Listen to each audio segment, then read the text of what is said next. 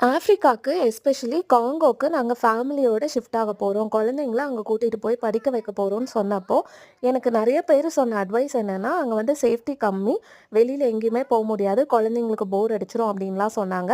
But நம்ம ஊர்ல இருக்க மாதிரி இங்கேயும் நெறைய நல்ல சூப்பர் மார்க்கெட்ஸ் எல்லாம் இருக்கு. அதே மாதிரி குழந்தைங்களுக்கு 2, 3 பிளேஸஸும் இருக்கு. பட் நம்ம ஸ்கூலுன்னு ஜாயின் பண்ணதுக்கப்புறமா குழந்தைங்கள இவ்ளோ தூரம் வெளியிலலாம் கூட்டிட்டு போவோமா? அப்படிங்கிறது டவுட்டு தான். ஏன்னா நம்மளுக்கு அதுவே ரொட்டீன் ஒர்க் கரெக்ட்டா இருக்கும். இருந்தாலும் இங்க இருக்க மால்ஸ்ல நம்மளுக்கு கிடைக்காத ஒரு விஷயம்னு இல்லவே இல்ல. நம்ம இந்தியால எந்த அளவுக்கு என்னென்ன பொருட்கள பார்ப்போமோ, அந்த அளவுக்கு எல்லா பொருட்களும் இங்க அவைலபிளா இருக்கு. நம்ம கிட்ட காசு மட்டும் இருந்தா போதும். நம்ம என்ன வேணாலும் வாங்கலாம்.